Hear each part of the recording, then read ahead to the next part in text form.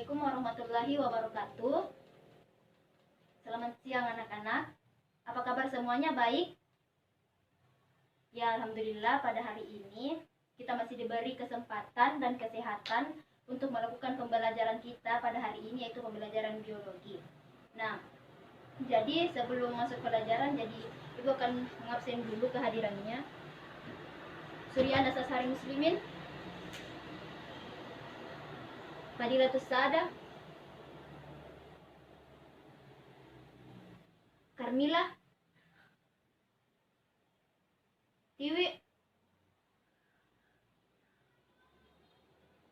Ernawati Musdar, Nur Yulianti, Iga Nurul Baiti, Chelsea Rianto, Hasan Nurijal. Ya, jadi alhamdulillah semuanya hadir pada hari ini. Jadi ya, baik, kita akan masuk ke pelajaran. Jadi materi kita pada hari ini tuh mengenai tentang sel, yaitu tentang struktur dan organel-organel sel. Nah, seperti biasa, sebelum masuk ke pembelajaran, Ibu akan bertanya kepada kalian. Jadi, pertanyaan Ibu itu mengenai tentang materi yang sudah saya suruh kalian baca minggu lalu. Oke? Yang bisa menjawab akan mendapat nilai tambah. Nah, pertanyaan pertama. Apa nama cabang ilmu yang mempelajari tentang sel? Yang tahu silahkan angkat tangan. Ya, silahkan. Ya, jawabannya sudah tepat sekali. Jadi cabang ilmu mempelajari tentang sel itu namanya disebut dengan sitologi. Nah, kemudian pertanyaan selanjutnya adalah apa yang dimaksud dengan sel? Siapa yang bisa menjawab apa yang dimaksud dengan sel? Silahkan angkat tangan. Ya, silahkan. Ya, itu tadi jawaban dari temannya. Ada pendapat lain? Ya, silahkan Nur Yulianti. Ya, saya kira cukup. Jadi jawaban dari kedua temannya ini sudah tepat. Jadi sel itu merupakan unit struktural ataupun fungsional terkecil penyusun tubuh. Nah, mengenai tentang hal ini, yang mengatakan bahwa sel itu merupakan unit fungsional atau struktural terkecil penyusun tubuh. Nah, pertanyaan selanjutnya itu, mengapa sel itu harus berukuran kecil? Merujuk kepada definisi pengertiannya tadi, mengapa sel itu harus berukuran kecil. Oke, jadi pertanyaan ini saya berikan kalian waktu 3 menit untuk memikirkan jawabannya. Jadi yang sudah bisa mengutarakan pendapatnya silahkan, saya persilahkan, dan ingat kalian dapat nilai tambah, nilai plus. 3 menit dimulai dari sekarang.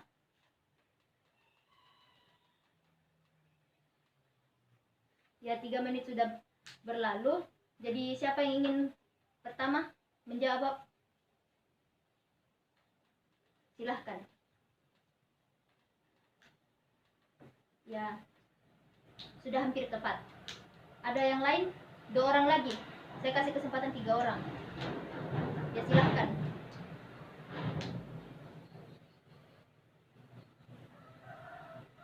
Ya, jawabannya sudah bagus. Ada yang lain lagi? Oke, silahkan. Ya, ketiga jawaban dari temannya tadi itu sudah tepat, namun masih ada yang kurang. Jadi, mengapa ukuran sel itu harus kecil? Jadi, ukuran sel itu terkait dengan sel dan juga organel-organel sel yang melakukan proses metabolisme di dalamnya. Nah, jika ukuran sel itu kecil, maka dapat mempermudah sel dalam proses transport zat keluar masuk sel dan juga melakukan proses pembuangan zat sisa metabolisme. Terus kenapa jika ukuran sel itu besar? Ya, sudah tepat itu jawabannya. Jadi sel itu, mengapa ukuran sel itu tidak besar? Karena jika ukuran sel itu besar, maka dapat ya, jadi selain itu, sel yang berukuran besar itu akan menyebabkan sel membutuhkan waktu yang lama untuk melakukan proses perbanyakan atau pembelahan sel jika sel tersebut mengalami kerusakan ataupun mati.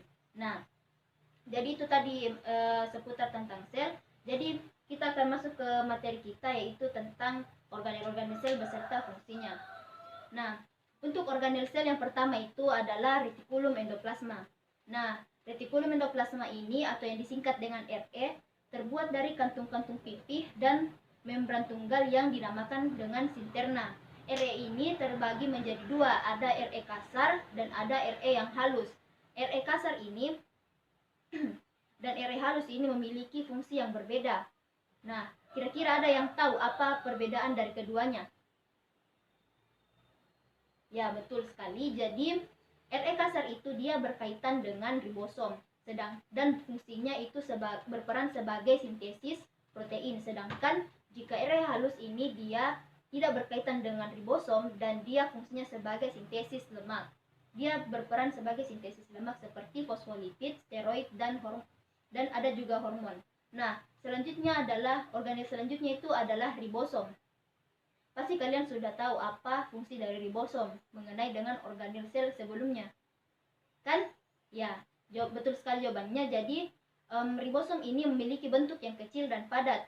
Ribosom memiliki dua subunit. Ada subunit besar yang terletak di atas dan subunit kecil di bawahnya. Nah, kemudian ribosom ini fungsinya sebagai, ya betul sekali, sintesis protein. Nah, selanjutnya ada organel yang bernama sentriol.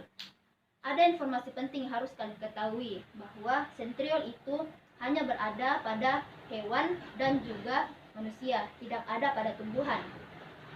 Oke, sentriol ini bentuknya padat, bentuknya bulat, bentuknya seperti tabung, kemudian fungsinya itu untuk melakukan pembelahan sel pada sel-sel hewan. Nah, itu tadi fungsi dari sentriol. Selanjutnya kita akan ke organel selanjutnya, itu adalah mitokondria.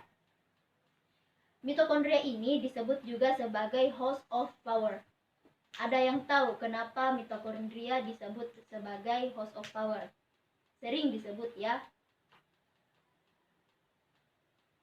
Ya, jadi dari kata power itu artinya kekuatan. Jadi mitokondria ini disebut demikian karena fungsinya sebagai tempat respirasi sel dan pembentukan energi. Mitokondria ini memiliki membran ganda. Membran gandanya terdiri dari membran luar dan membran dalam. Dan mitokondria juga ini memiliki matriks dan lekukan. Nah, selanjutnya organel selanjutnya itu adalah badan Golgi. Oke, jadi badan Golgi ini adalah bagian sel yang berfungsi sebagai tempat dilakukannya modifikasi protein. Modifikasi protein ini disintesis oleh ribosom dan kemudian diubah menjadi enzim, hormon, protein struktural, maupun organel baru. Nah, selain hal-hal yang tadi disebutkan, badan Golgi juga berfungsi untuk membentuk lisosom dan dinding sel. Ingat, membentuk lisosom. Oke, jadi organel selanjutnya itu adalah lisosom. Nah, tahu kan lisosom berasal dari mana? Ya, betul sekali. Jadi, lisosom ini adalah kantung kecil yang dibuat oleh badan Golgi, ya betul sekali. Lisosom ini berfungsi dalam proses pencernaan intraseluler. Lisosom ini bisa melakukan yang namanya autofag dan autolisis. Kira-kira apa itu autofag dan autolisis? Yang sudah baca bukunya kemarin pasti tahu. Jadi autofag itu adalah proses penghancuran organel yang rusak dan pada sebuah sel. Jadi proses penghancuran organel yang rusak pada sebuah sel. Sedangkan pada autolisis itu merupakan proses kematian sel yang terjadi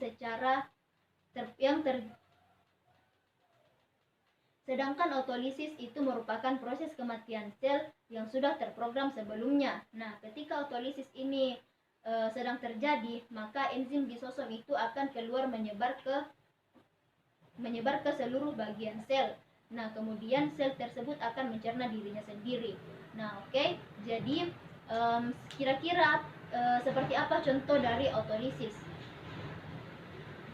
Ya, silahkan.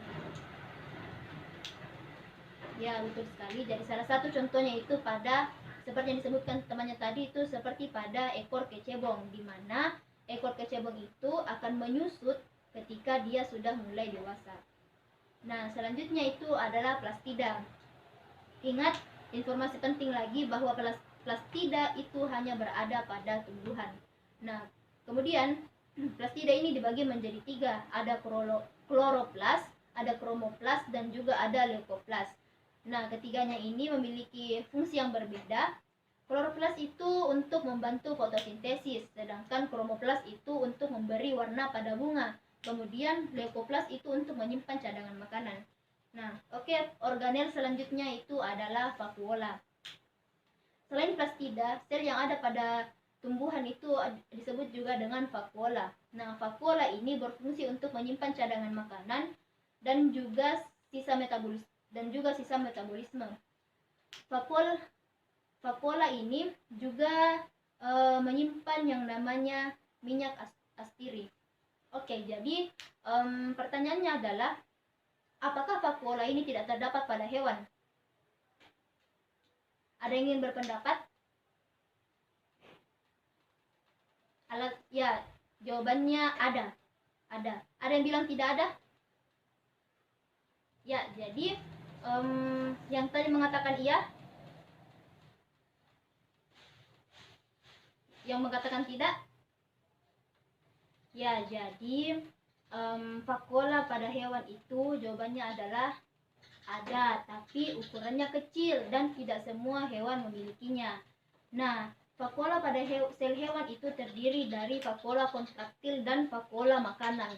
Vakuola kontraktil berfungsi untuk mengatur tekanan osmotik air, sedangkan pada vakuola makanan itu untuk sebagai tempat pencernaan makanan. Nah, selanjutnya adalah ada disebut dengan badan mikro. Badan mikro terdiri dari glioksisom dan peroksisom. Perannya, glioksisom itu berperan untuk mengubah lemak menjadi gula, sedangkan pada peroksisom ini berfungsi untuk menghasilkan enzim katalase yang mengubah H2O2 menjadi H2O dan O2. Ingat itu. Nah, kemudian ada yang disebut dengan sitoskeleton. Nah, sitoskeleton ini terdiri dari 2, yaitu ada mikrotubul dan ada mikrofilamen. Mikrotubul ini fungsinya untuk menggerakkan organel, membentukkan silia atau flagel, pembentukan silia, flagel, dan untuk mempertahankan bentuk sel. Kemudian ada disebut dengan mikrofilamen. Mikrofilamen ini berperan dalam kontraksi otot dan juga untuk mempertahankan bentuk sel. Nah, itu tadi adalah organel sel yang terakhir. Nah, sampai situ dari materi kita pada hari ini. Jadi, Ibu ingin memberikan kalian tugas untuk dikerjakan di rumah. Nah, tugasnya itu adalah silahkan kalian gambar organ sel hewan dan sel tumbuhan, kemudian tunjuk di situ organel-organel sel di dalamnya beserta dengan fungsinya. Kemudian bedakan antara sel hewan dan sel tumbuhan. Bedakan antara organel apa yang tidak dimiliki oleh sel hewan dan organel apa yang tidak dimiliki oleh sel tumbuhan. Jadi itu tugas kalian minggu depan dikumpul. Dan sekian materi kita pada hari ini. Semoga minggu depan kita bisa kembali bertatap muka seperti biasa dan semua dalam keadaan sehat walafiat. Jadi sekian dari saya. Assalamualaikum warahmatullahi wabarakatuh.